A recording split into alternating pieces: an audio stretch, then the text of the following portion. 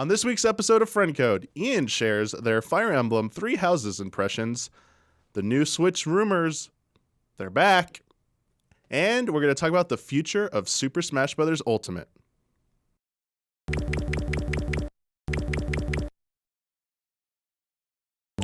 Welcome to a new episode of Friend Code. I'm your host, Michael Damiani. This week, I'm joined by Bradley Ellis. Achievements. Ian Hink. No achievements ever. Achievements and no achievements. What do you think? I'm just kidding. A friendly wager by the end of the Switch's life cycle. Like system-based achievement? Because they're starting to put them in games. No, we're talking Luigi about had like the system level achievements. Yeah. Will they have Yeah, them? No. See, No. we all know better here. Then we couldn't keep doing achieve it yourself. I know. Actually, that would be funny if like Nintendo sent us like an email or something that Cease said, and desist. "Hey, so by the way, we just want to give you a heads up that the Switch will be having Yeah, system we're level sorry. achievements, and we'd like if you'd stop your show. Yeah. It's not necessary anymore." Maybe they'll credit us as no, I'm kidding. Anyway, we're going to talk about a bunch of stuff today. As mentioned, Ian over break finished their Fire Emblem 3 Houses playthrough. Yeah. Good stuff. Can't blame me this time. Everyone is talking about the new Switch model rumors. They're back. This time, it's the more powerful unit rumors. Yeah. Since we got the Switch Lite already, that came true. We got the more powerful one. And then last episode, we did a 2020 preview episode, and we didn't talk about Smash Brothers at all. Oh, no. Which we talk about Smash Brothers a lot on this show, so that's probably why no comments said, hey, where's Smash Brothers right away? Then people are like, wait a second, you didn't talk about it. And I know speculating fighters is like the cool thing to do.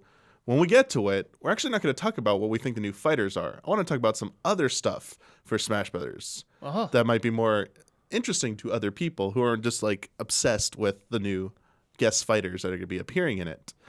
But before we get into any of that, everyone have a good break? Yeah. Yeah, man. Feel well rested? I was trying to shake off some rust at the beginning here. It'd been 2 weeks since I've been in front of a microphone and camera, so I was just like, I can do this. Definitely getting back in the swing of things Yeah, this week. Yeah. It's good to be back. It was getting like, just not seeing any of my friends and stuff. All right, let's do this. And also, before we start talking about any of these topics, I have a few fun things I want to talk about at the beginning. These aren't really like big news stories. There's things I came across while scurrying the internet, just looking around the internet for actual news. There wasn't really any. But these headlines kind of like, oh, this could be kind of fun just to talk about for a second. So this is part of our quick topics section. Okay. Quick topics. And this first one, Hideo Kojima originally wanted Boktai, that game that he made with vampires, that the sunlight and everything. Oh, okay. He originally wanted it to measure bad breath with the DS's microphone. Awesome. So here, in an April 2003 interview conducted by Nintendo Dream that was recently translated by Shmuplations, Hideo Kojima stated, sometime last year, so that would have been in 2002, I think I approached Shigeru Miyamoto at Nintendo and gave a presentation pitch. In the beginning, it wasn't just a sunlight sensor. I actually wanted to include a sensor that measured how your breath smelled too. I really wanted to add that. The enemies are vampires, right? So if you ate something garlicky, you breathe on the mic, they die. Guys, we have to do this. But the rest of the staff all hated the idea. Then I could have had then he goes on to say, I could have had a sunlight version and a breath version, like alluding to Pokemon having like two versions? Boktai Sun and Boktai Breath. Dude, I'd buy the breath version. And then he makes a joke, hey, they could have even been a holy water version too. Might have been neat. Sprinkle it on it and they die. And so does your DS. He goes on to remark that they said that would probably damage people's DSs if they put water in it. The final kind of cool nugget later in the interview is that during the pitch to this business meeting room with like Nintendo executives, Hideo Kojima performed a live song during the pitch for Boktai set to Pikmin's love theme. What? Where he wrote the original lyrics for like pitching Boktai. And he goes, when they finished, they were completely stony silent. It was like some typical comedy routine with me the fool and them all the straight guy. That's awesome. So I love thinking about Kojima having to like pitch things and like people hearing his crazy ideas and just being like, "What?" Just him bursting out into song like that. Yeah, that's awesome. And I'm like not like reacting at all. It's just like yeah, that's really cool to hear. Especially the garlic stuff. It reminded me of a story I heard about a student approached Shigeru Miyamoto like in the 80s or 90s at like a student presentation about a vampire game about sucking blood was the main mechanic. And Miyamoto's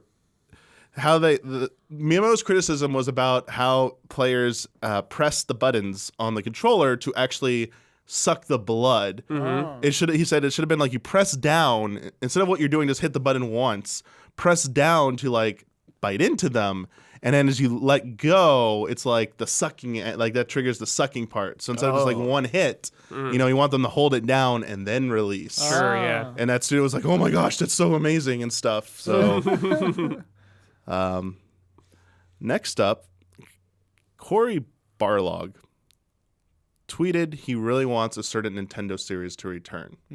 So you know how on Twitter or social media, someone will post a question like, if you can have one of these, but something else ceases to exist. Right. Someone did that for Nintendo. It's like, hey, if you could bring back any dormant or dead Nintendo series, but kill one of their more popular ones, which would it be? Do you have any idea what Cory Barlog Said to bring back? Yeah. How long has it been gone? It has been gone for 10 years. 10 years? Kid Icarus? Has that been 10 years? It's been gone for 10 years, but it, like most of every Nintendo game, it has made appearances in Smash Brothers. So, but it has not had a new entry in its own series since 2010. I wanted to say the Conduit, but then It was originally a GBA series, and then its last Golden entry Sun? was Yeah, Golden Yeah. Sun. In a tweet from December 29th, Cory said the following: "Dear Nintendo, my body is ready for a modern Golden Sun game built on the still smoldering ashes of literally every one of these popular franchises like Pokemon, Smash Brothers, Zelda, Mario. These franchises, I love them very much, just not as much as Golden Sun. In conclusion, you have my sword and my bow and my axe. Hugsies, Cory." Dude, if what if he made a Golden Sun? What if he made it, dude? So yeah, I was like, this got me thinking. It's like, Nintendo and Microsoft had a little bit of, a working relationship going there. What if Nintendo were, people have said like to bring back a dormant franchise, maybe license out the IP. I think, they'd ever be like, hey, Cory and your team over there at Sandbox Studio, would you like to Dude, anything's do possible. Golden Sun? I mean, I don't know if. Yeah, I wonder if Sony would even go for that. They'd be like, no, get back to work. Yeah, they'd be like, God make of God War of Yeah, War they'd be like, 2. what's the God of War 2 progress? It's done when it's done. Wasn't that one of the things that I he think kind of so. visibly seemed Done like when it's done. it looked like he was being pressured by like Oh, Sony yeah, execs, yeah, like, yeah. hey, we Sean want to take our Layden at time. Oh, yeah. that was PSX, On the right? couches. Yeah, that yes, couch- sex on the yeah. That couches. was weird, dude. There Sean was some- Layden kept asking. There him, was and he some like, weirdness "When there, it's so done." it's like, but I could tell that Cory's a really big fan of this. For those, I mean, this is a Nintendo podcast. Our audience should know what Golden Sun is. RPG series developed by Only Camelot. 2, right? 3 of them. There's Camelot, 3? Yeah, so there's the original Golden Sun, The Lost Age, and then those were the GBA games. Oh, there's 2 on And those were GBA. 2 Okay. parts of one whole game, I so you're gotcha. kind of technically right. Gotcha. And then Dark Dawn DS. was the DS game. And that was it. Yeah. And now Weird. the Dark Dawn's like a sequel set 30 years later. Involves like like Isaac was the main character of the original 2 games, and then it's his son who's the main character of this. And yes, it's been 10 years, and it had a really unique battle system. Like you use these these little like creatures that look like Pokemon, and they were all elemental. And like when you use certain abilities enough times, like they stacked and like made them more powerful, and like they grew bigger too and could do more powerful spells. It was pretty good. And a lot of puzzles, like a lot of dungeon stuff that was like Zelda-esque, and I liked the story. It was very open. Like it wasn't it wasn't a lot of hand holding in the game. Oh, okay. Yeah. Was there a question about that on Mysterious Monsters? I remember Kyle answering Jin. Oh, yeah, Yes, probably. the creatures, the magic creatures that let you cast your Nice. spells. I did watch that, and I saw that. I like before Kyle said it, I was like, I know what it is. I Wait. was like, Jin. Camelot, didn't they make Mario Golf? Oh, man. So yeah, they're probably busy working. What was on their Mario. last game? Oh, geez. They made, I forget. They didn't do tennis, right? Did they? The Switch one? Yeah, I forget. I mean, everyone wants them to make the RPG Mario Golf. I mean, Yeah. I know it's like one of Kyle's most wanted games for them Dude, to I want do. Mario Golf but so like bad. Gold and Sun, I want both. I want Yeah. them to make a Do both. RPG Mario Golf and then make me a new Gold and Sun game. Oh, what if Retro was making Golden Sun? Oh, that was their other game. I just want like one day Retro to come out like an employee, be like, "Here's the book of our canceled games." It's literally every rumor ever was Yeah, true. every so rumor. sick. They've all been true. Yeah, he just goes, "It's true, all of it, all the stories you've heard." Yeah, I thought that was cool. Finally, our last little quick news topic here. Weekly Famitsu in Japan polled 132 game devs and celebs to compile a best of 2019 list for the most recent issue. I want to play a really quick game. Let's see if you can guess any of the games some of these famous developers picked as their favorites Of the for year? 2019. So I'll give you the developer Nintendo name. games only, I imagine. No, oh, there are some Nintendo games. I thought they would be limited. All of them almost picked a Nintendo game, at least one Nintendo game. So there's multiple. So not everyone just picked one game. Okay. Some people did only pick one, but some picked like 5 games. Gotcha. Okay. So first up, Yoko Taro, Yoko Taro? Oh, man. their favorite game of 2019, Was and this none a of them picked their Nintendo own game? games. None of them picked their Right, games. right. I This- could see him liking Disco Elysium I will or give Outer you- Wilds. I'll give you a hint. It was only one game, and it is a Nintendo game. Fire Emblem? Fire No. Emblem? Only one game, a Nintendo game. Yoko Taro. Astral Chain? Yeah. I was like, that's a good guess. Yoko Taro picked Astral Chain. Yeah. Okay, this next one, Katsura Hoshino, the Persona 5 director. Okay. Fire Emblem. No, this one, They're similar. I picked 2 games from their list. One of them eventually is a port of a game that's now on Switch. The other is a exclusive to another platform. Death Stranding? That's one of them. Yeah. Yeah. I'll tell you, Death Stranding was picked a lot. Yeah, I was I going to say, bet, I bet I yeah. got picked a This lot. next one is it is a game. It is the 3rd installment of this series.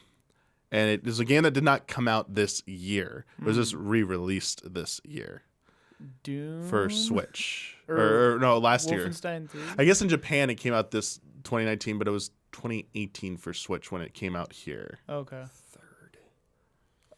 It did have Nintendo exclusive stuff in it as part of the. Diablo. There you Diablo 3. go. Yeah, Okay. Wow. there you go. Next up, Hideaki Itsuno for Devil May Cry series.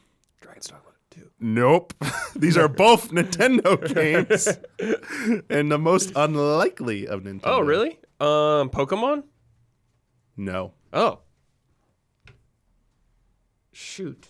Unlikely. One of them Nintendo is game. technically not a game. It was a thing Nintendo put out. Oh. What? The Wii Fit thing, whatever it's called again? No, Ring not Fit? Ring Fit Adventure. The other thing, their other experiment they did. Oh, God, I don't remember. It's too many over time for me to think. The only other weird peripheral I can think of is the Pokeball that Switch did. It was an experience. It's an experience. Oh, Labo. There you go. Oh, Little I forgot Labo. about Labo. The other one is a crossover game. Oh, a crossover game?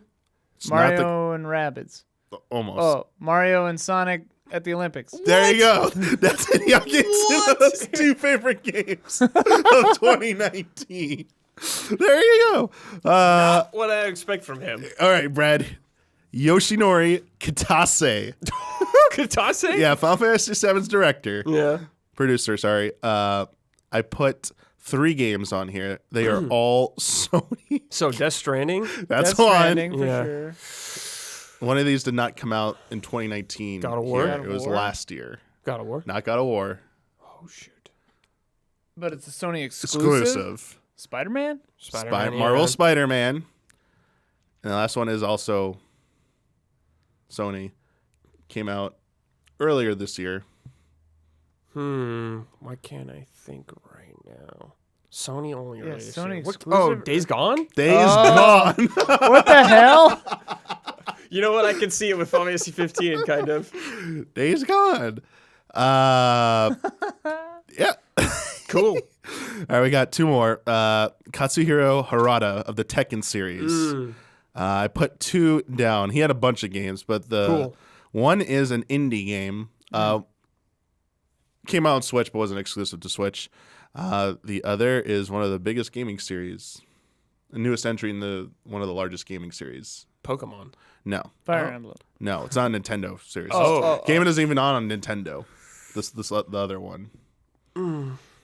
Madden. No, That'd but be you're crazy. like in FIFA. The show. like that level of like how big it is. Call of Call of Duty? Duty. Call of Duty, Yeah, Modern it's gotta Warfare be is one of them, and the other one's an indie game. That came out on Switch was not I'll exclusive. give you a big hint. Brad reviewed this. Katana Zero? No, Hollow Knight. No, I didn't. Shovel Knight? no. I don't remember Did you what I review it or you reviewed. did you did I don't something remember with what it? I did. Maybe you did like you talking about Frame Trap or something.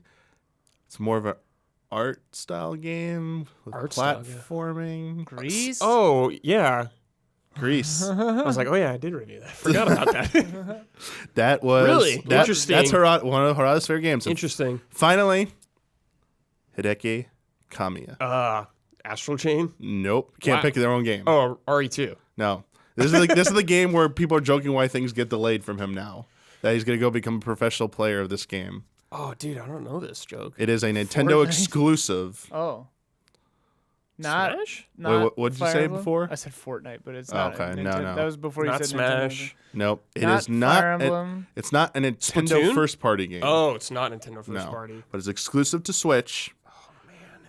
And it has online. In fact, the whole game's concept is based around online. Oh, no, I don't know, dude. What? Tetris 99. There you Yeah. go. That's Tetris really easy. I didn't know 99. that's super funny. I'm like, online? So, just real quick to wrap this up, here were the top 10 games. When all Okay. was said and done, with all the votes, this is what those 132 developers and celebrities picked. Number 1 was Death Stranding. Number 2 is Dragon Quest Walk, which is their version really? of Pokemon Sure, Go. Yeah. Oh, okay. I can see that. Sekiro Shadows Die Twice was 3. Fire Emblem Three Houses was 4th. Sure. Ring Fit Adventure was 5. Wow. Pokemon Sword and Shield was 6. Days Gone was 7. Monster Hunter World Iceborne was 8. yeah. Dragon Quest Builders 2 was 9. And Apex Legends was number 10. Apex, really? Yeah. Wow. Yeah. A Those were. surprising list. Yeah. Yeah, super I was just surprising. shocked when I was reading everyone's favorites. It's like, whoa. Days Gone. Yeah, Days Showing Gone up in is just Japan. really popular for some reason. Let's talk about Fire Emblem Three Houses. Yeah. And you finally finished playing through it. Yeah. And from what I can see from a lot of our viewers is that there's a lot of surprise that you ended up finishing it and actually liking it. Here's the thing. I Yeah. was shocked that I liked Well, it. don't you like tactics RPGs? I do like tactics RPGs, but I cut the review for this, and because Ben reviewed it, right? And Yes. I remember like some of his complaints. I was like, oh yeah, that sounds really annoying.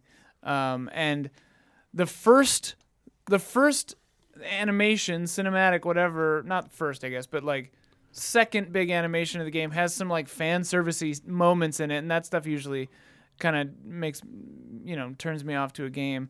But weirdly, that was like one of the only times that shows up in the game.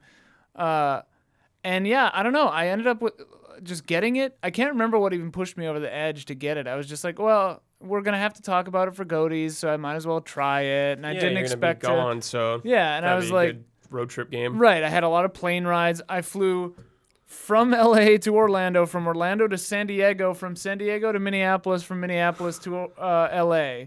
So I had a lot of time. And yeah, I just wound up falling in love with this game.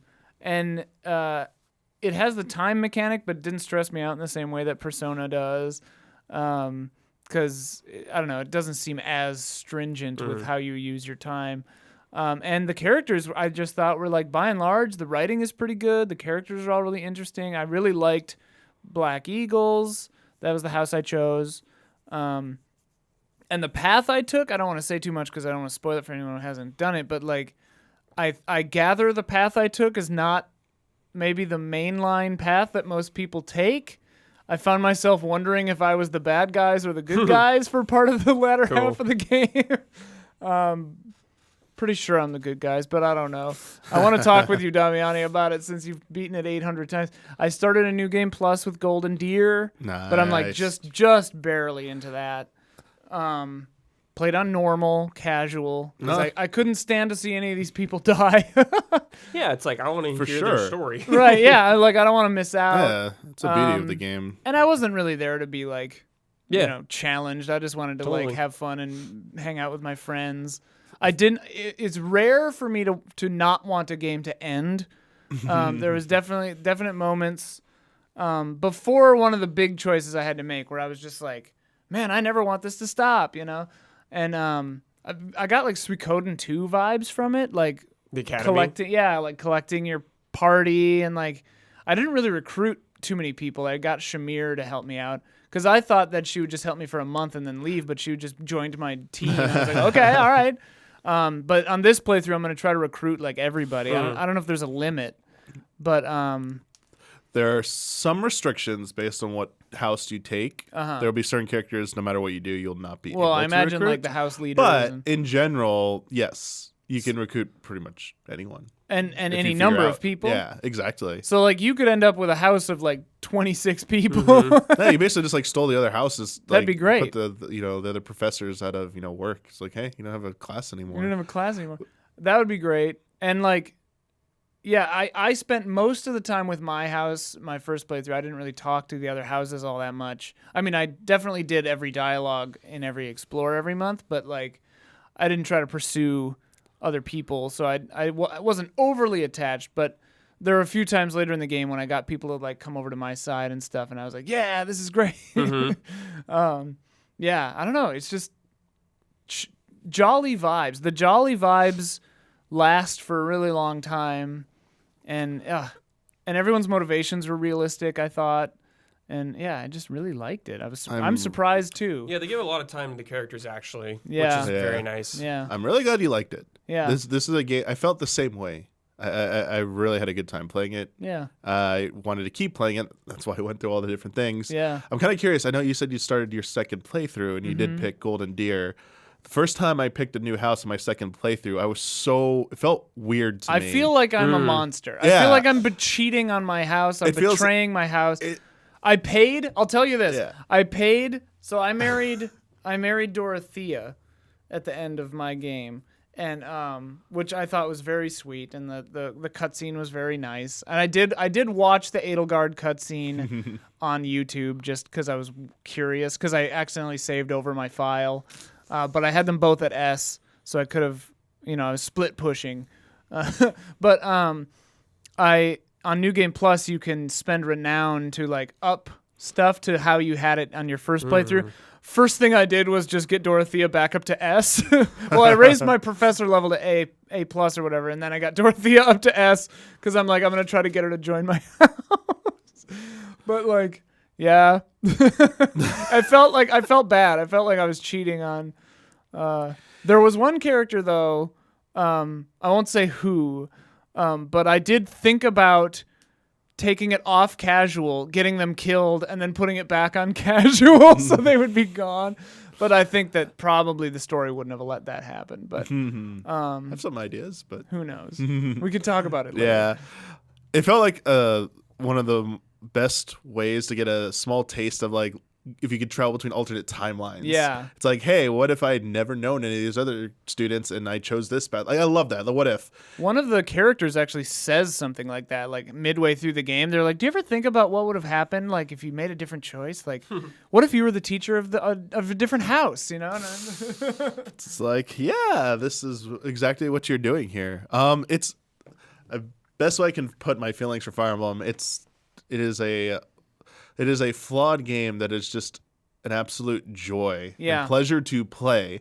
Like, it has that X factor ingredient of just you want to keep playing it. It keeps you playing it despite its issues. Yeah. And it's like that great example of like, it's not like most people won't rank it up there as like one of the highest, like in like a 10 or a 9 point whatever, but it's that whole its whole balance of like, do review scores really determine greatness of a game. Like, if people are having such a great time with this game, despite it having flaws, like Right. popular versus like critical Well, and stuff like that. It's with like, a game yeah. like this too, it's kind of interesting because like I saw one comment or review or whatever that was railing on it, and they were saying like, and then the monotony sets in.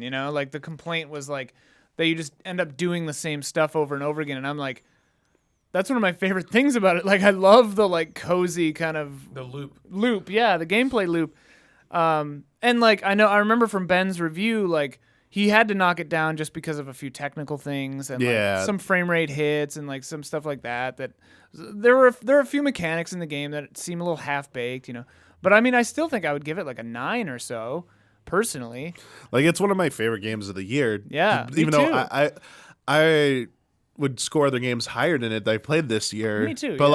like that doesn't inherently mean like I would pick those other games over this as potentially my game of the year or something.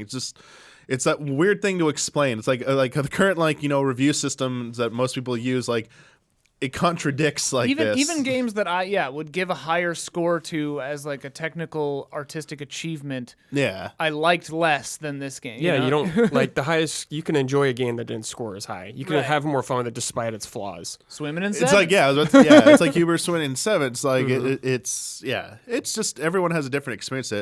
And again, I'm really happy that you enjoyed playing this and are gonna I'm keep playing shocked. it. I got 2 questions from patrons. Oh, okay. One for you is Ian, comes from Straw Hat Ninja. Greetings, allies. I'm so glad Ian is continuing to play Fire Emblem Three Houses. I was just wondering, since they seem to really enjoy playing this, will you go back and play any of the previous games, or at least are you going to try and play any future games? Here's their advice. Personally, I would skip Fates and play Awakening. I would love to recommend playing Path of Radiance and Radiant Dawn, but I'm still waiting to play them myself. Released them on Switch already. Nintendo, love and respect. Is Awakening on Switch? So No. Awakening's 3DS one Oh, is okay. the game. The first one. It was the one that, if it didn't do well, would have spelled the end Right. of the Fire Oh, Emblem right, series. right. And I reviewed that back at Game Trailers. Yeah. And it's really good. Until Was this Fates on Switch? No. No. This is the only Switch three, This is one. the Okay, only okay, Switch okay. Fire Emblem, and the other 2 they mentioned, Path of Radiance and Radiant Dawn, are GameCube and Wii games. They are Aren't those your favorite? they're two. Those the 2 are GameCube my one? favorite overall Yeah. Fire Emblem Okay. games. Just They've harder. always been Nintendo exclusive, right? Yeah. Yes. I have a weird memory of having a game very similar to. It must have been Tactics Ogre. There's Tactics Tactics- Ogre, There's Tactic Tactics Ogre. There's Ogre. Advance Wars. There's When I was a kid. Vandal Hearts. In Vandal Hearts, Yeah. because I was all about Tactics Ogre and Vandal Hearts the and all Sega that series. stuff. I'm forgetting its name right now. It was also a tactical RPG back then. Yeah. Yeah.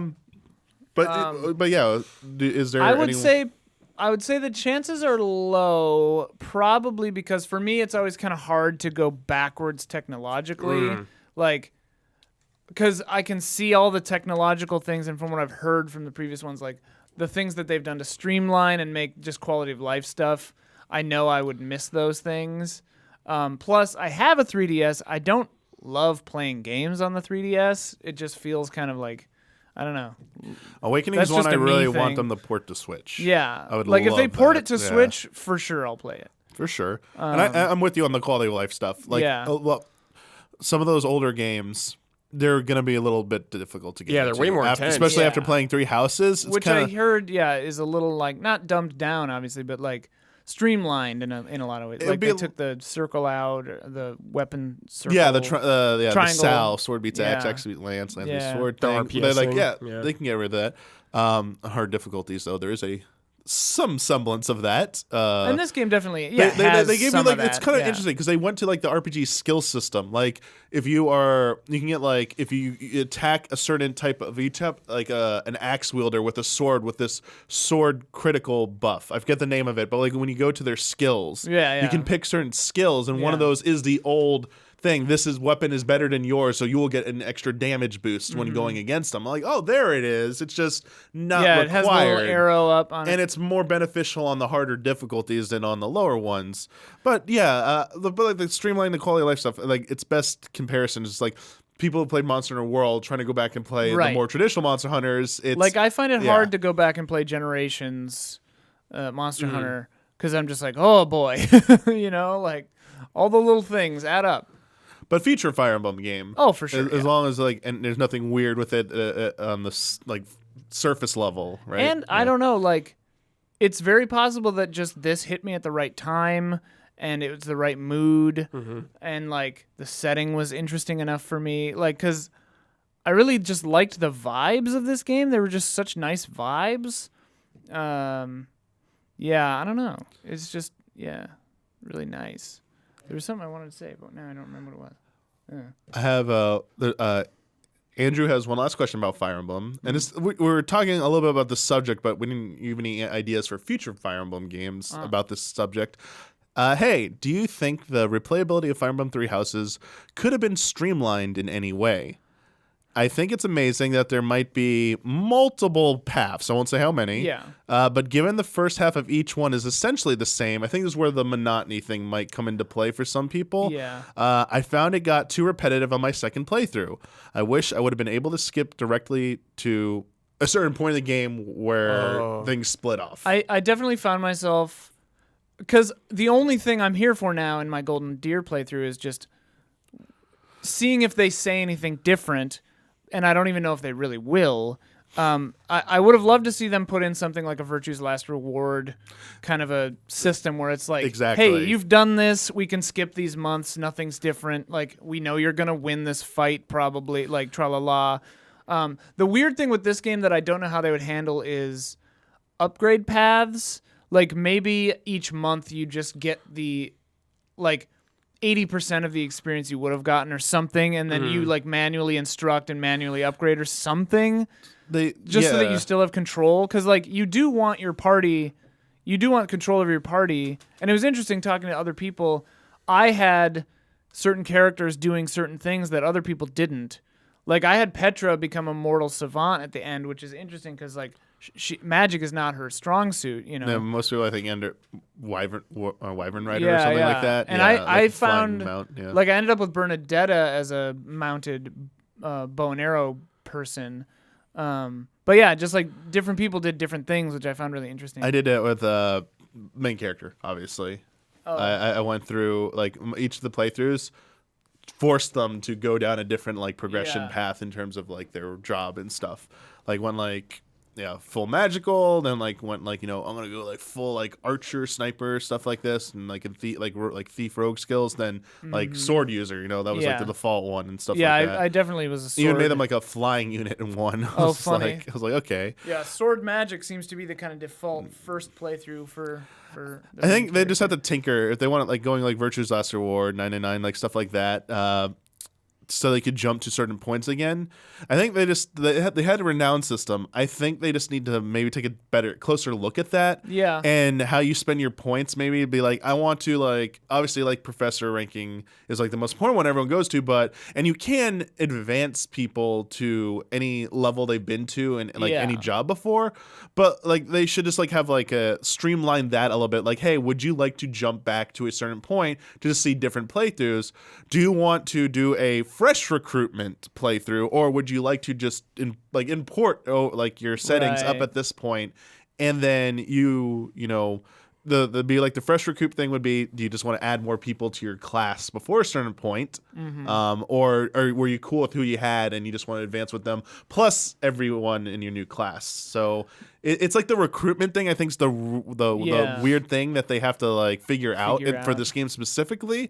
But there's definitely something I think they can come up with. That said, though, I do love that this game has so many options. And, like, the options actually felt huge. Like, I made some choices where it's like, I don't even know what the opposite ending of this game would be from what I chose. Like, I really wonder, like, man, because it would have been polar opposite to what I experienced. And I think that's really cool in a game that, I mean, unless it's, like, not as grandiose as I'm picturing, but, like, it's pretty awesome. I think it's worth it, even if you don't end up playing through all the past at least watch the endings on YouTube, because I do think they are drastically different enough that it's worth it to see how different things could have been. And plus, when I was researching the lesbian romance options, I saw one that I was like, what? Like, how is that even possible? And it was very strange, and I have no idea how you would even do it. So I'm curious about that. But, yeah, it's an interesting game. Oh, one thing I found myself wishing is that there were like more jobs, or like I unlocked a secret job or something on the master rank. Did you unlock a secret job, or you're saying you wish? I wished I did. I mean, one of my characters became a dark bishop. There's one of those, yeah. But I wanted another one after that. That maybe there is. There are certain jobs. Yes, there are things that you have to. There are things to unlock that aren't around. Like, you can't just see them. You can like go and preview what everything will be. There's stuff not in that preview. Oh wow! Okay. There are a few things. Yes. For like latest level. I would master actually rank look or it up whatever? online to Okay. actually, like it's. Because that's very one of my specific, complaints. I yes. was like, oh man, I kind of wish that this would have panned out to something weird. It's not as varied maybe as you're hoping, but there's some of that there. Yeah. Okay. But yeah, but I could see that like in the future, like just like hey, like. Because I remember have when more you get options for like that. in Final Fantasy Tactics, when you get like the calculator and you're Mm-hmm. just like, okay, game's broken now. Like, I sort of want like a joke class almost, like, or like a, like a crazy powerful. Not that you're unnormal, not that you're not crazy powerful, but It'd be nice to get his new game playthrough reward that like it unlock. Yeah. like a silly class, like a calculator or something. Yeah. Before we move on real quick though, Brad, you're diving back into Fire Emblem too. Yeah. Back to Blue Lions, baby. Yeah. Hell Oh, yeah. you're Blue Lions. Hell Cool. yeah, baby. so glad. I'm all about that sketch pass, dude. Some maniac. That was I love all the playthroughs. Yeah. There's there's one that's probably would easily pick my least, but the other three are just like so good. One playthrough, you mean? Yeah, the like paths I experienced. Oh, okay. I could clearly say one was the one and was like, whatever. This is not good. The I other really three want were to just like, have a spoiler talk with you after this. Yeah. Yeah, we did do a spoiler mode for Yeah, you this. did. Yeah, Yeah, but we did do. that a was like spoiler 100 mode, years ago. Yeah, but it was- if you want to hear like spoiler talk, you can go check out that episode as well. But definitely want to that was answer before all my your time questions. with this game. Yeah. Ooh, Fire Emblem, good stuff. And hey, not any news right now, but we still are waiting on the DLC stuff. I did purchase that. There's more story stuff. There's more coming. story stuff coming, and who knows? Maybe they'll talk about at E3. They'll talk about the follow up to this game or Fourth something. house. Never know. Dude, I wonder. I Ultra think it Fire comes out Emblem in like 3 Houses. April? Yeah, it comes out in a few months. Yes. Yeah. Yes. Probably be in this rumored Nintendo Direct that still has not happened yet. Well, There's supposed we to know be about the one Pokemon We know one. the Pokemon Direct. We're not talking about the Pokemon Direct here.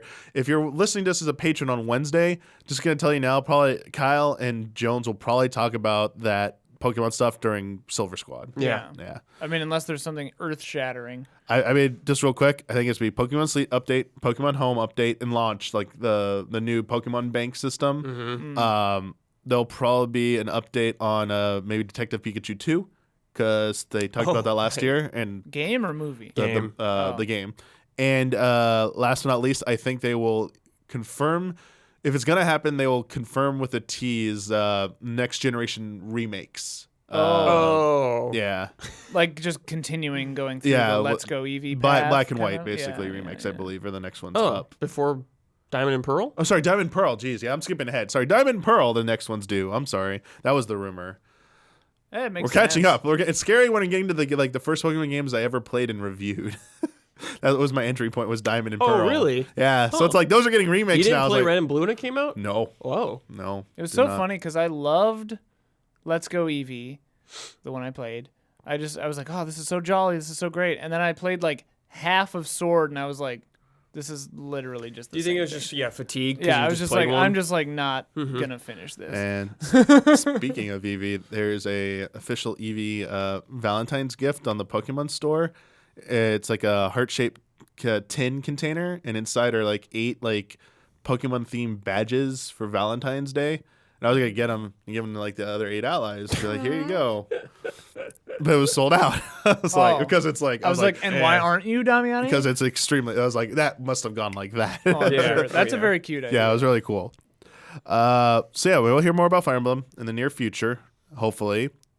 But we got. I wonder if I screwed myself like I always do with New Game Pluses, where it's like you start new game, like in FromSoft games, it's always the case where I like start a new game plus, and then a DLC comes out where you have to be like 80% of the way through the game, and then you're just playing like, New Game damn it, Plus already. you have to like 'cause he overwrote play the through the save. entire game again. I don't think they would do something like that. I also have 20 saves, separate saves on Fire Emblem, because I was like, oh god, Well, no. They I did was do an like- update that expanded the saves. Yeah, that happened noticed that. after I finished all my playthroughs. Yeah, from like and, 5 to 25. and I had to sacrifice my my like hardcore, like the hardest difficulty. I'm forgetting maddening difficulty. Yeah. I had to erase that save, overwrite that save with another save. Jeez. I was giving up on it because I was like, Oh. this is just getting. I can't do this anymore. It's too hard for me. But no regrets. I can't imagine myself being very good at a difficulty above normal in that game. It just comes down to like there's almost like one right solution to winning. Yeah. Like you have to, yeah. There's stuff you have to do in preparation, and if you don't have that stuff, it's like RNG might go your way, but otherwise, like you're gonna get obliterated. Yeah. And I think I restarted one fight. I like quit the game and loaded again because I was just like, this is not going my way.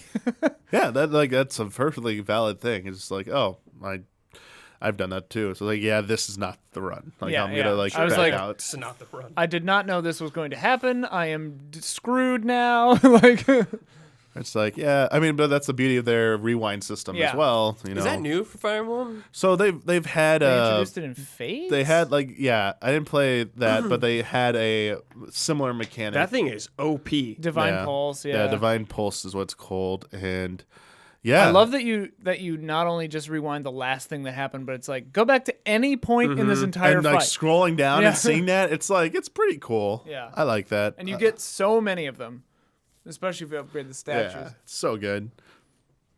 Anyway, Yeah, Fire Emblem. Fire good stuff. Emblem. But maybe we might be playing the future Fire Emblem games on a new Switch. Good This is our segue. next topic here. So, for over a year now, dating back to sometime in the later half of 2018, the rumors of new Switch models began. Switch Pro, baby. We had rumors about 2 new Switch SKUs, a lighter, cheaper, and a beefed up, more powerful So version. one happened. One Switch happened. The Amateur and lighter, Switch cheaper Pro. version happened. We got Switch Lite last September.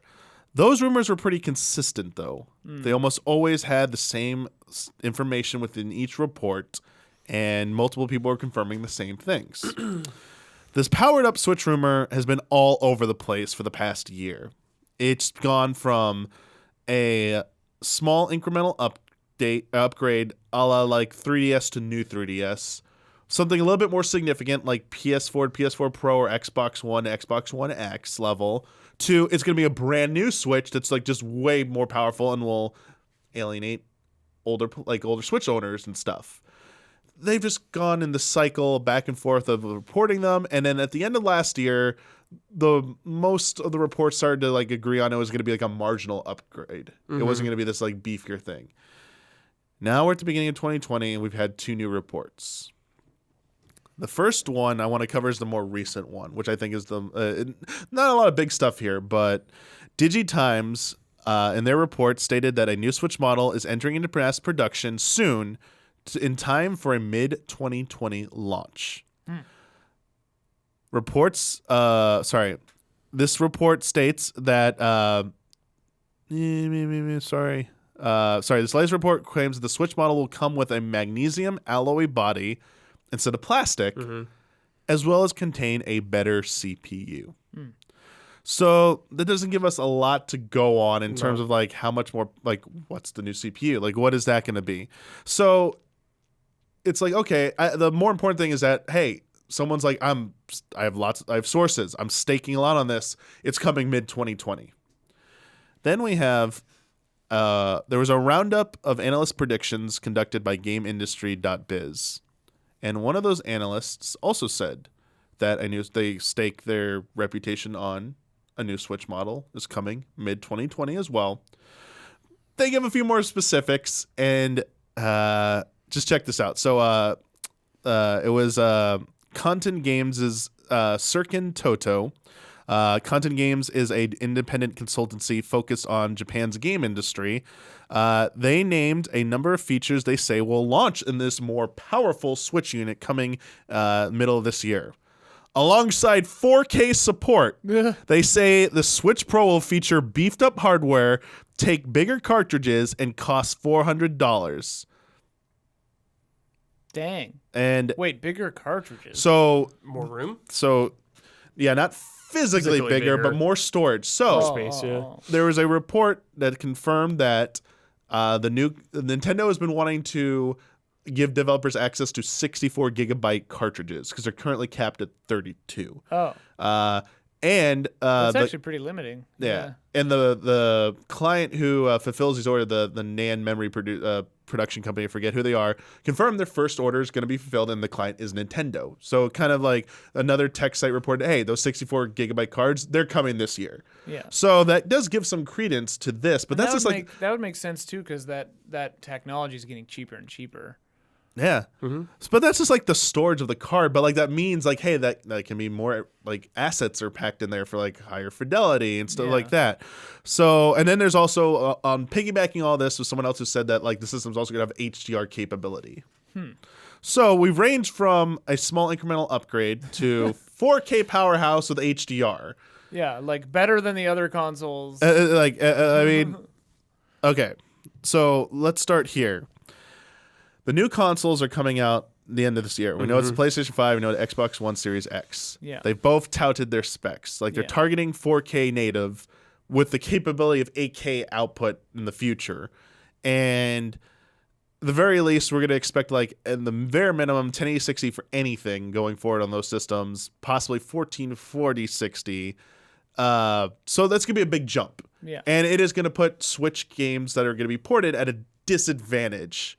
So it does seem very likely that Nintendo would put out an upgraded system to try and make ports more feasible. Do you agree with that? Yes. Yeah. Okay. The Switch currently, when it's strong, Nintendo has said one of its biggest strengths and one of its key selling points is its portability. It's a hybrid system, though the Switch Lite is not hybrid. It is a dedicated portable. There are some people say if this new system with these higher specs are going to be, is it true, it's going to need to be like a more like home console type system. I don't think Nintendo would ever do that. I think it always, with the Switch line, it will always be the bare minimum need to have a portable aspect to it. Do you agree with that? Yeah, unless they do something crazy where it's like a combo of Steam or xCloud or something where like if you have the 4K home console, you can stream from it to your Switch Lite or some weird thing.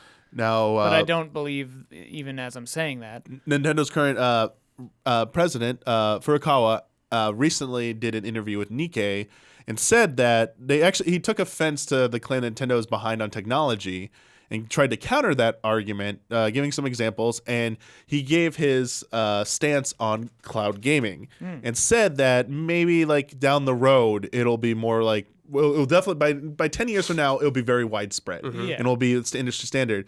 But he doesn't think it's at the right place right now, which kind of gives some indication of either internally they don't have a solution for it, which might, we've always heard the stories about they might go with Microsoft with xCloud. They might have a partnership there, but that's never been confirmed yet. Just the rumors. So there might be something to that, Ian. I do see like there could be a future where, hey, we're going to circumvent these restrictions by going with like cloud gaming, but from his own admission, it seems like that's further down the line than this. Not a 2020 thing. Well, and also like Nintendo's always been.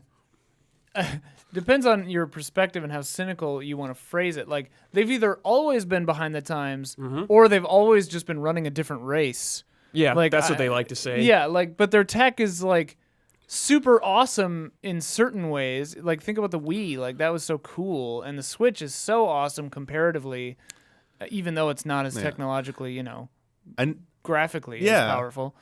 I like never want to rule out that Nintendo will. I'll never say they will never do something like 100%. They will for certainty. Yeah. But their trend for the past 2 decades has been since with Wii GameCube and DS. was the end, Exactly, Yeah, Brad. yeah. They have not staked their success on being the most technically advanced system anymore. And a lot of times the most powerful one isn't the winner. They stake it on being the most technically interesting. And I understand that technically 4K wouldn't even be the most advanced anymore. No. Technically. Right. So people could counter saying, oh, but they aren't. But this is the only, I don't want to get too much into tech stuff because I'm not the biggest tech expert. I rely on other sites and other people to help me with that.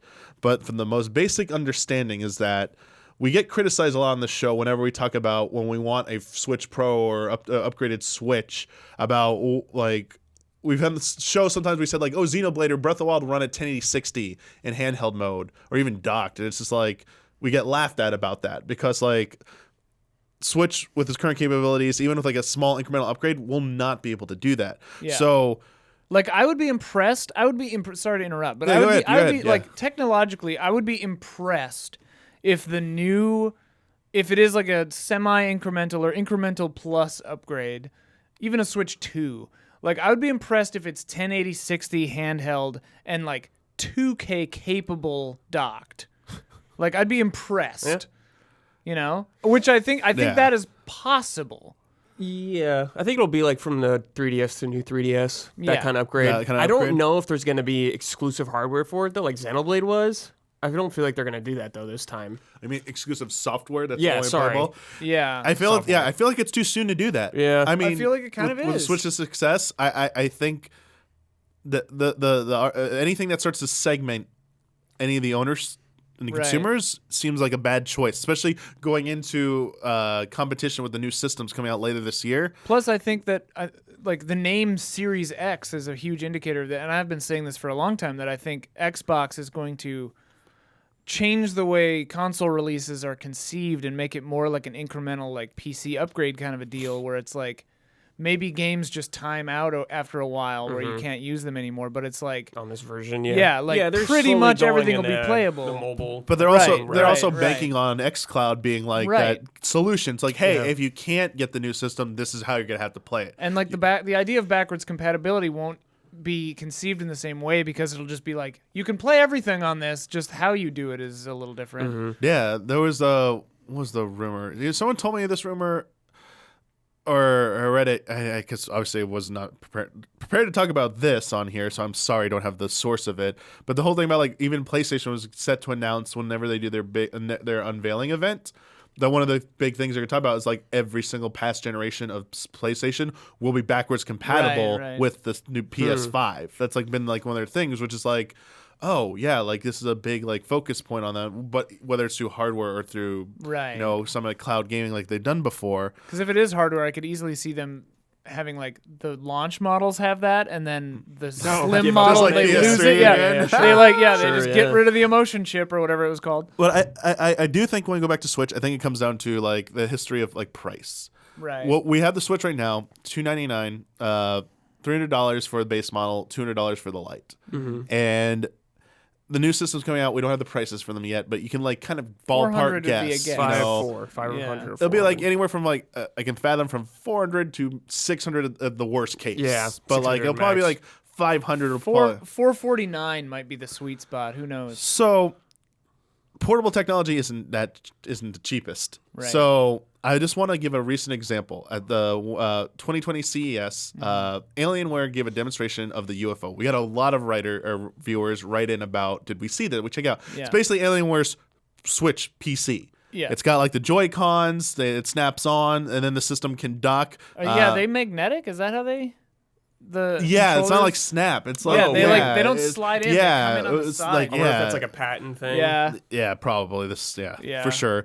It's definitely like as close to the Switch as you can. It has the functionality of the Switch, except it's running legitimate Windows 10 on it, and it's targeting 1080-60 frames for PC games, with potentially 1440p 60 being like the highest end of that.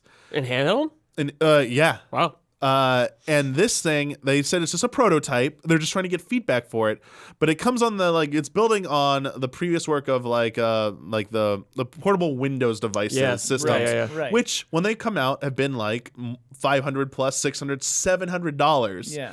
This new thing, they wouldn't give the specs of it yet, but people who are watching the presentations through the different sites reporting on it estimate it'll be anywhere from like $800 to $1,000. Yeah, that Alienware tax. So the Alienware. Even if this thing would cost $900 because it's Alienware, it'll cost $1,200. Like add more onto what I just said for the Alienware tax, but what I just told you, like what they're targeting, and that's like Windows 10 PC, like higher end stuff than the Switch. Right. And this analyst is saying 4K HDR on a Switch. If that's portable, there's no way of things costing like less than $1,000. They're dreaming. And Nintendo will not do that. That is not happening.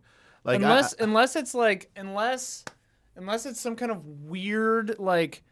Not true 4K, but it's like checkerboard 4K. Or checkerboard 4K, or like the screen it's like Retina, like it has the number of pixels, but it's not actually like 4K, like running in 4K. You know what I mean? It's like 1080, but with 4K pixels or some weird. I should back up and say like I don't think it's gonna do 4K in portable mode. No, it's gonna do 4K in docked, or if they make it at best. Yeah, so.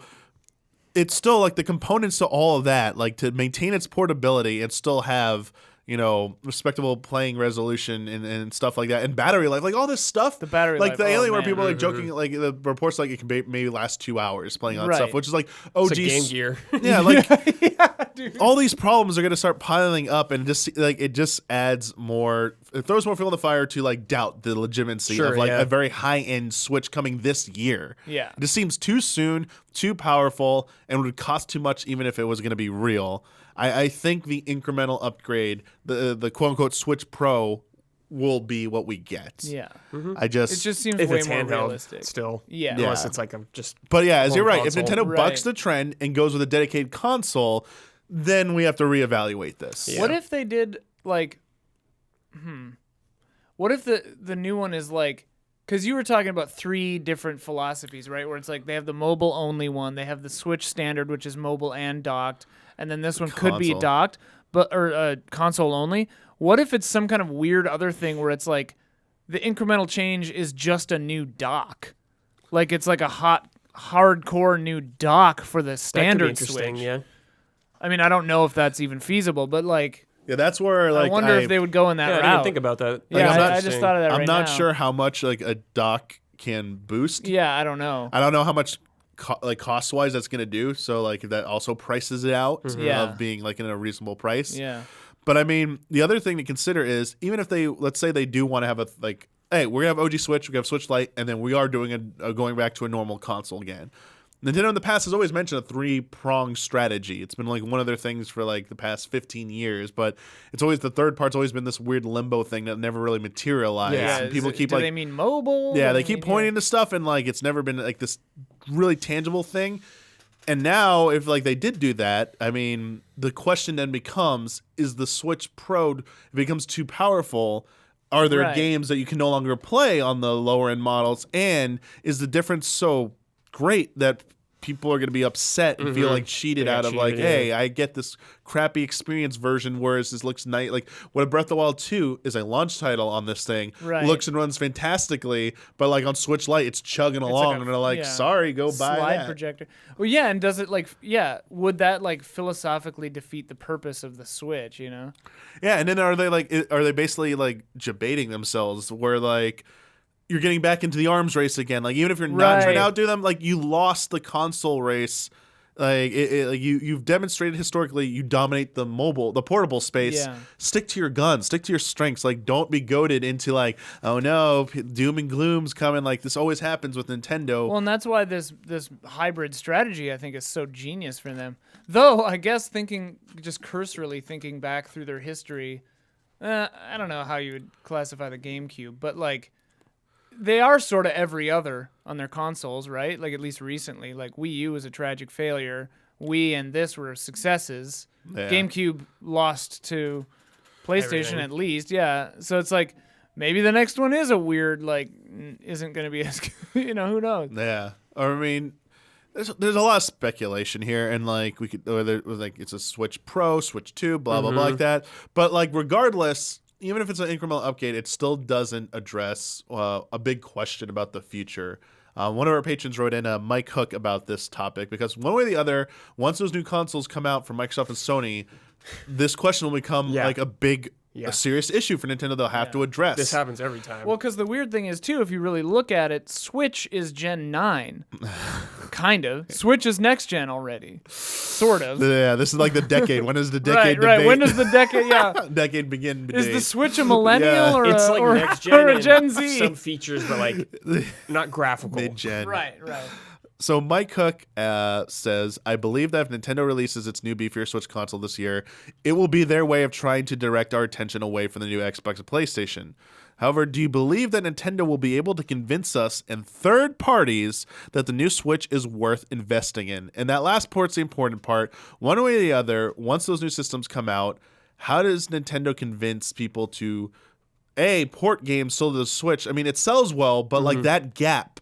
We saw that happen with Wii. Wii was the worst thing, I think, when people were trying to make those downgraded ports. Yeah, I just don't think you'll get as many. You'll get some, but like graphically demanding games more so, I guess. You won't get as much.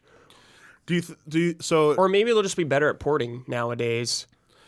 Do you think, like, is there, like, if let's say they could hit like 1080 60 like docked on the new Switch Pro or whatever? Yeah. Do you think like that's something enough, or do you think like the appeal for Switch is for publishers putting it on Switches that it's handheld and people are able to want to play this game handheld? Like when I think of like Witcher 3, it's like I don't want to play that on my TV, but like playing on handheld, that's really cool that you could do that. I think if just like you could play this sort of game on handheld despite it being like so downgraded.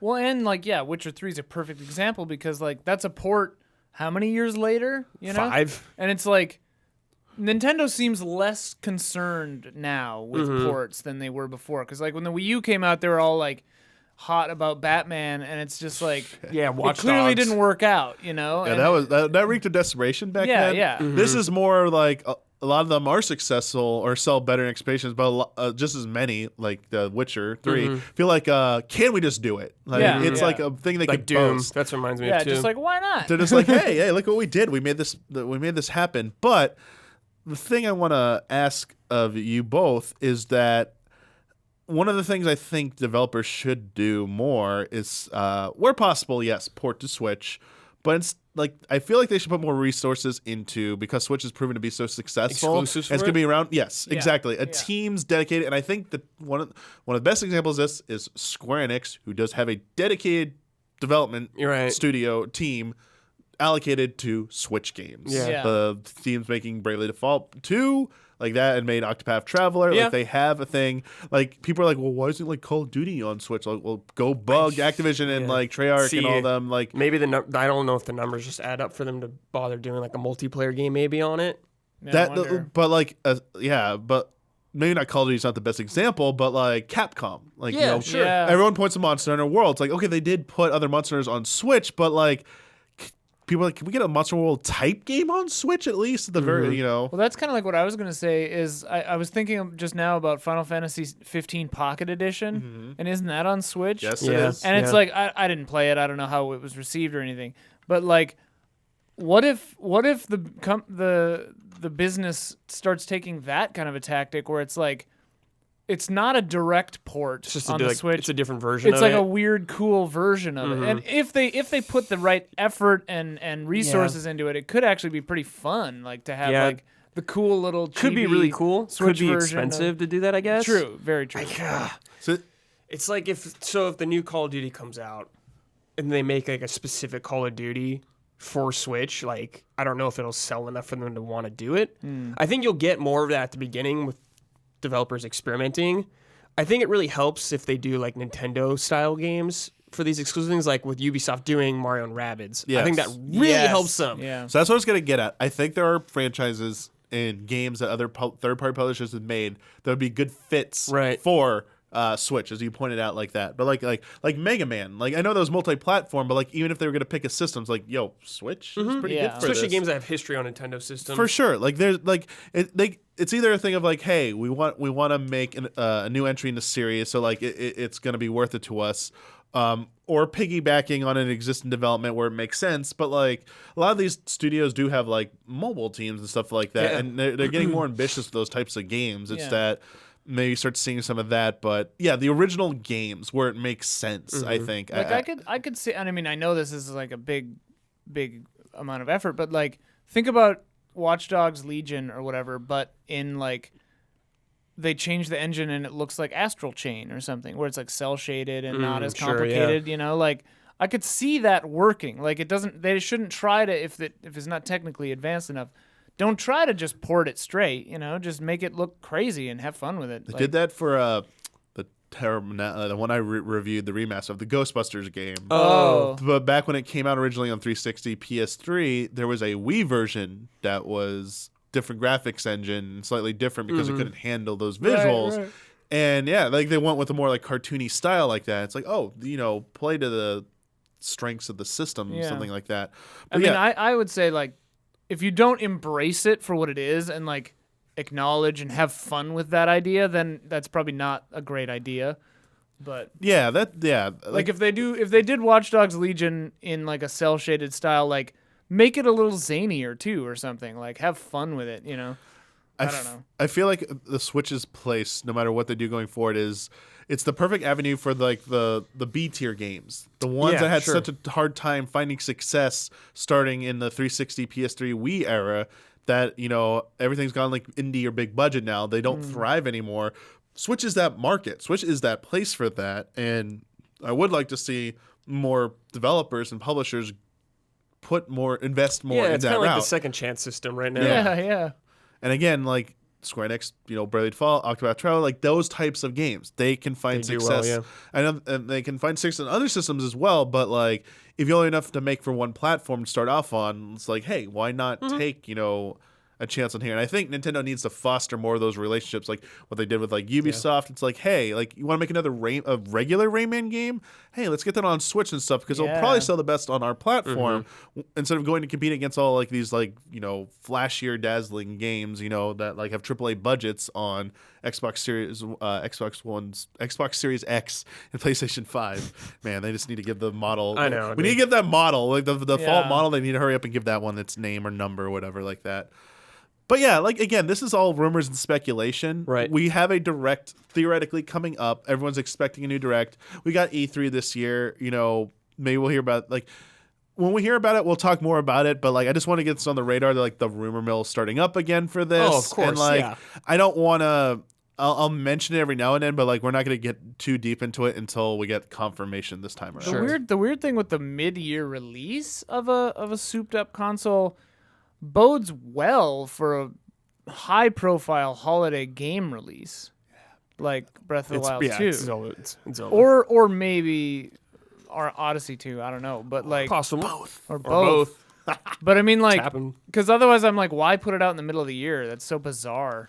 I don't think it matters as much anymore. I guess you're right, probably. At least for like the mid-tier systems, it feels like because PS4 Pro? No, that came out in November, but Switch came out in like March, right? Yeah. I mean, I think it's simply just want to get ahead of the new systems. That's the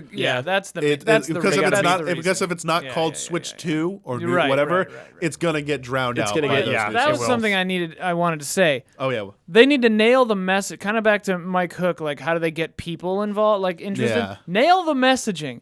Like people were so confused with the Wii U and even with the new 3DS, I think, where it's like people were like, Is this a Switch 2? Is this the Wii U 2? What is this? Yeah. No one knew what it was, and they just need to be clear about it. Switch S or Switch or, S like or this Plus. letter. I don't know. They just need a letter abbreviation or Switch Plus is a good idea. New Switch is bad. Don't name it that. Don't go like Switch, that. Yeah. Don't name it Switch U because God Almighty. Please don't do that. Switch Wii, baby. Switch Wii. Don't do that. Switch Us. Switch Us. Oh, let's stop. But yes, I totally agree with you, Ian. They need to be on point with that. I think they will be too. I think they won't get too cute with it. They've learned their lesson, hopefully. The final thing I want to talk about on this week's episode is the future of Super Smash Bros. Ultimate. We did, as mentioned earlier, we did a 2020 preview episode. We didn't talk about Smash Bros. Because there's a bunch of other games to talk about. But Smash Bros., here's its situation right now. Wildly successful game. Sold a lot. Will end up vying for probably like the top selling game of the Switch's lifetime, probably with a Pokemon title. Mario Kart. And Mario Kart. Thank you. It Good has Mario Kart. It'll probably be Mario Kart. Probably will be Mario Kart. Was it 8 still? Mario Kart 8. Still going. Make 9, man. Mario Kart 9. Great Switch Plus launch title. Dude, that would be awesome. Mario title. Kart 9, dude. Yeah, that would be awesome. Yeah. With Captain Falcon in it now. They just gave up on F-Zero. They show the Mario Kart running. They show Mario Kart driving, and all of a sudden you see like the blue Falcon go. Vroom, it's the real blue Falcon. He's like, what? It's and all Mario's huge. cart morphs into a racer, and it's like, it's like They've already done- They've already Yeah, done they were- 3. They did airplanes and submarines. Space is next. And then you see the R wing with fuck. There Yeah, you go. dude. I mean, they already got the zero gravity thing, or like the The hover. it's like it's already. He F-Zero thought it was kinda. just gonna be called Star Fox Grand Prix. No, it's Nintendo Grand Prix. Nintendo Kart, dude. Nintendo Nintendo Kart or Nintendo Kart Ultimate. There Dude, we that'd go. be actually. It'd be pretty hype. It'd be pretty hype. That actually. Bonkers. And then you see like Fire the first Emblem third-party character show up. Snake is in there. He's in he's in Rex or something. Okay. I guess he'd be on the back of a motorcycle, maybe. Yeah, Oh, maybe. yeah. Yeah, he could be. Oh, this could be good. But back to, I mean, Smash Bros. Is also a place where like inspired our dreams here a little bit with like being called Ultimate. We are still waiting for the final fighter as part of the Fighter Pass, the 5th and final guest fighter. Everyone thought it was going to be announced at the Game Awards. Didn't happen. Went by, no announcement. Sakurai promised it'd be out by the last fighter would be out by February of this year. We are in the first week of January. Nothing. So people are just, saying, hey, they've always announced the other ones. There's got to be announcements sometime. So they got like 7 weeks left. 7 weeks, to release it, which means in less than 7 weeks, we got to have an announcement. So, but I don't want to talk about that. Or they even announced that they're going to make future fighters going forward. I don't want to talk about fighters because we speculated plenty about future fighters and stuff. It always comes like the same few characters, I feel like. I want to talk about something different regarding the future of Smash Brothers. I want to talk about the following 2 things. It's going to be Reggie. It's going to be Reggie. Yeah. Fizamek. He's a mech, yeah. Reggie Fizamek. That's why he's at the Game Awards. They're Yeah. like, actually, we did announce the 5th fighter. Yeah. You just didn't. You didn't notice weren't his You weren't t-shirt. big brain enough. Yeah. I want to talk about what new things you would like to see added to Smash Brothers and what things you would like to change about it going forward. And to give you a okay, that's a different thing. To give you an example, one thing they haven't put in the game yet that they've added new modes, like mode updates, like version 3.0, 4.0. Like they had stage builder, stuff like that. Home run contest was finally added. One of the modes that has not been put in there that's a traditional mode is break the target. I was about to say, where is that? Yeah. So, Brad, do you want more of a? Would you prefer them to do like customized levels, custom tailored levels? What I would want from Smash? Yeah. I want more campaign stuff. Like, I want them to have a really crazy... Like, I know this campaign was like a nice step in the right direction. I want like a story-driven campaign. So something more like Melee's adventure mode something versus like World that. of Light. Like, when I think of what people really love about Mortal Kombat is that story mode. People love playing through that story mode. Oh, yeah. I want them to have a really great story mode. I think it would be kind of cool to play into, hey, we get to see these characters... People interact that you've never seen before. Fans just go nuts whenever they see the CG stuff. Yeah. Like all the characters getting together and stuff like that. And we don't get enough of those in the Smash Brothers games. We really don't. I think Brawl had the most. They were very short, but they were, hey, you look forward to seeing them. But actually having like some kind of like story, like even if it's just like 2D animated stuff, like, silhouettes or something, it's a background. Just having a like dialogue exchange between characters to build towards like a story of something. Like Street Fighter, like arcade games of old. Like when you play through, you got like, oh, here's his story for entering the tournament. Here's the outcome because he won. This is like his ending and stuff like that. It's like each character gets a special ending or something like that would be kind of cool. Or like just like a specific campaign for a character. Like levels themed around that character, and they have their own individual story. That might be insane for Ultimate because there's so many. It'd be hard. But maybe on the next Smash they could do something like that. Like they tried their best in what's the classic mode, the one where you can move the meter. I haven't played Smash in like months. I don't remember. And I reviewed it, so this is how bad I am. There's the I think it might be just adventure classic mode, but like it's the mode where at the end there's like a boss fight, and they kind of tailored some of them to specific characters, but they did their best to like theme fights within that. Yeah. But like take that extra step, like craft.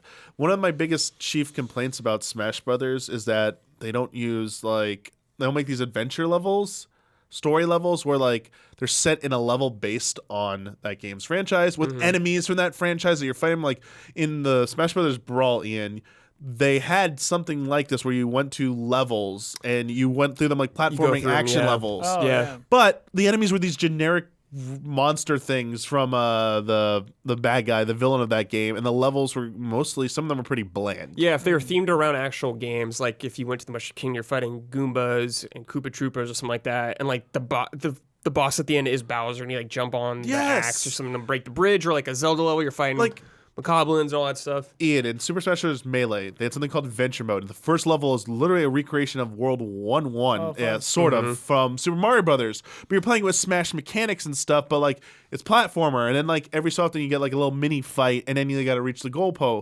post, and then like flagpole, and then they made like a Hyrule Temple level where you got to find the Triforce, and it could be in one of like 5 different locations or something like cool. that. And you fought like Redeads and Octoroks and stuff like that. And we haven't seen anything like that since. And I think it'd be kind of cool to do something like that. This is sort of the idea I had when you asked what to add I was just thinking of like a fun bonus mode like home run or whatever. Yeah. Remember those? They were popular for a while. I don't even know what they're called, like jumpers or something, like the cow jump, like infinite up jumping games okay. where Yeah, you jump sure. up and up and Yeah, up. yeah. Okay. I was thinking that Smash kind of has this already because you're trying to not fall down, and they do the level transition thing. I was thinking that a fun mode might be one of those where it's like you jump up through all the levels, but you could combine that with your guys' idea and have little NPC enemies in each thing that you have to fight on the way up too as you're trying not to fall. It feels like the Ice Climbers Just level. as a silly like bonus mode. Yeah, because like how cool would it be if one of the levels you went through Castlevania or That'd be something like nuts. that, and at the end you fight Dracula, Oh, or man. even just a Belmont, a character in the It's game. like they teased that in World of Light. They teased that on a surface level. Like Yeah. you go through the castle, and it's the world map of it though. Like even like the Zelda area was pretty cool, but it didn't feel like it was enough. Yeah. it was an awesome overall map idea for like level based map. Like hey, like unlocking Yeah. pass, but It could just be as long as like one stage from like a past game or something. Like it could take you like a minute and a half or 2 minutes to get through it.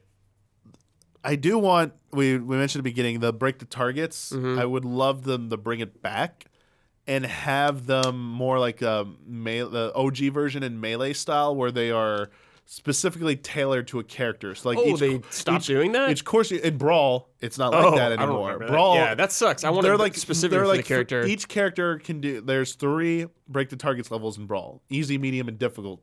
They're just based on the difficulty you pick, Yeah. and then each character has to go through the same obstacle Yeah, course. I think it's better when it's designed around the character. 'Cause Yeah. it takes advantage of their moveset. Oh man, there's some really cool ones like that. But I think they should come up with more cool like mini game type yeah. things to add like that. And ultimately, Because it's like weird because you could put like a Mario Party into Smash fairly easily. Now that I think about it, just have like a system of mini games that you can go through with your Sure, friends. yeah, You know, you could, like- multiplayer. Throw you in matches with like certain Yeah. rules for it. Like Yeah. only this item, this amount of time, this stage, these It'd be characters. pretty cool. Yeah, like a party mode. Yeah, that would be really cool That'd actually. be fun. Yeah. I have not a question from someone. We had a first time writer write in, wanted to share their thoughts on Smash Brothers about this topic a bit. This comes from Luis. Salutations, allies. Super Smash Bros. Has always been my favorite first-party Nintendo franchise, despite my relative lack of affection for fighting games. I believe this is because of 2 reasons. 1, the same crossover nature that fuels my love of cartoons and comics, and more importantly, Sakurai's unique approach to game design. I don't love racing games or rail shooters either, but Kirby Air Ride and Kid Icarus Uprising share the same everything but the kitchen sink design philosophy that makes Smash Bros. So endlessly appealing. Over the years, it has evolved from being just a fighting game into a curated tour of Nintendo's history through trophies, music, and even demos of classic titles. Heck, Brawl even had an entire crossover anime as a side mode. While I love Ultimate as much as the next person, I can't help but feel that it's a bit lacking when it comes to single-player content. This is about, like, changes. I think World of Light is a poor substitute for events and adventure mode, and Spirits don't hold a candle to trophies. No, I understand that those compromises were the compromises about getting rid of trophies specifically. I feel like were a result of trying to make the core gameplay and roster of characters as robust as it's ever been. Whether through updates or the next iteration, I hope the franchise maintains its identity as a cultural museum and a satisfying single-player experience. Oh, and please let Sakurai make something else, Nintendo. He's given this series all he has, and it's time to let his creativity flourish again. Love and respect. That is like my favorite thing about Smash. You know, because I'm not the biggest Smash person, but like I do love that it is this repository of just like awesome stuff. Like there's so much. The music especially is just incredible. I was a little saddened when they announced like trophies weren't going to come back and they were going to do spirits instead. And like spirits are okay, but like the trophies just look cooler. And like the whole, I do like the concept of like a museum. Like the game is a museum, but like also like having maybe like a literal museum, like walking through a physical space. Remember when someone made us like the Hall of Greats game? We could walk through it. It's like I want to walk through like a Smash Brothers like Hall of Greats They type could even thing. theme it like Animal Crossing, but Yeah. Like walk around, like look at the trophy, and like like they have a video play for the game. Like that would be so cool. Yeah. Just like for people, like more single player offline content to just kind of relax and chill in Smash Brothers. I think would be kind of cool too. Well, like they said, I think it's because there's so many characters. They just had to focus on that instead. Yeah, it's a little, especially when it gets to the third party stuff as well. And like now you want to make an area, like that's even more stuff that has to get approved. And, More licensing. Make sure the and all licensing that. agrees with that. But if they make a future game which sticks back to just like Nintendo characters only, or scales it just back substantially. because I mean, like that is a pretty Herculean feat to get every character that's ever been in a Smash in one game. It's pretty cool. it is pretty insane. And the fact that they did it, like they didn't miss anyone, right? Like no one was weird about it. No, I don't think they missed anybody. Yeah, that's pretty cool. No, I think But I think people were surprised like Dark Pit showed up because it's like people are like, oh, you got Pit and Dark. Okay, yeah, you really do have everyone here. Okay, that's sure. But I mean, yeah, I understand though. Like fighters are the ones that get the most attention. Yeah, of course. Obviously, when they announce the 5th fighter, we'll cover that on here. We'll talk about it. And when they announce their plans for the future, we'll talk about it on here as well. I am curious to see what they do because they have really committed to a lot of resources to each of these updates. And it's not just a new fighter. It's like the new stage, the new music. They always sample the new music. Yeah. And then the Mii costumes, which like they've gone like insane with some of those. Pretty comprehensive. So yeah, I'm curious to see. I think they have some surprises in store for us beyond just fighters. Would be my Yeah, I hope best so, guess. yeah. That'd be cool. I have one last question, and it's for you, Ian. Uh-oh. It's from Space Dom. Hi. A question for Ian. Sakurai knocks on your door and says, "I'm tired of only video game characters being in Smash. Which film character should I put in there? What do you tell Sakurai?" I don't know why, but the first thing, maybe I'm channeling Huber because we talked about him on Reaction Shots yesterday, but first thing that came to my mind is Guillermo del Toro. Okay. And like, oh man, he could summon like characters of his movies or like artifacts from his like museum house. That was the first thing that popped to my mind. Maybe not the best idea. That'd be a bold choice. I'll It'd say be that. amazing. Yeah. But like a more serious like film character, man. Geez, who would be fun? Velociraptor from Jurassic Park, or I mean, John Wick is too easy. Yeah, I don't know. Just imagining the Jurassic Neo. Park level. Neo, yeah.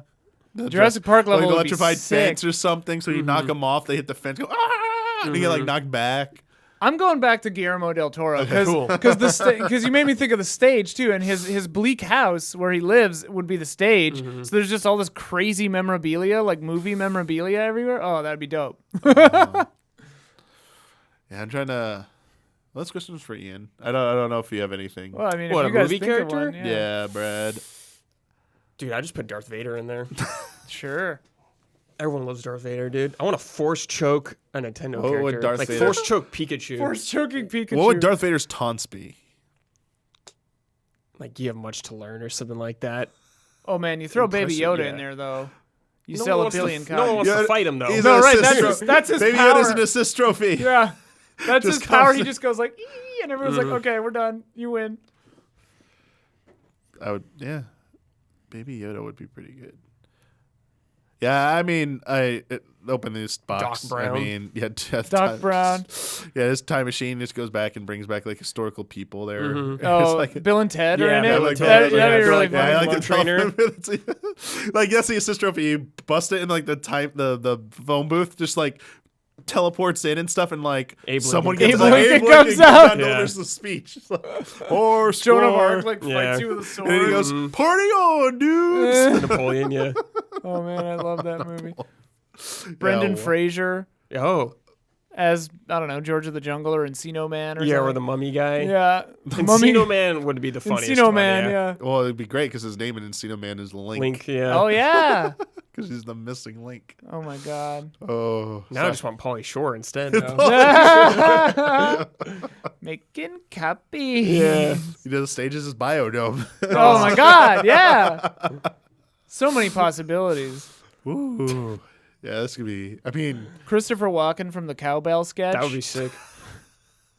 And you have to collect. You have to collect cowbells Mm-hmm. until you have enough, and then you can do like a stage clear move, but only if you have like It's like the 10 nuke cowbells. from Call of Duty. Yeah, man, and then if you're not doing fast enough, he goes, "That needs more cowbell." needs more cowbell. This could go on forever. Yeah. Yeah. And we had to do a different angle this time. Instead of picking fighting game characters and Dragon Ball, we went somewhere different this time. Now let us know what category of characters. Like, no, don't. It's fun, but we'll see. Well, thank you to everyone who wrote in your questions for consideration for this episode of Friend Code.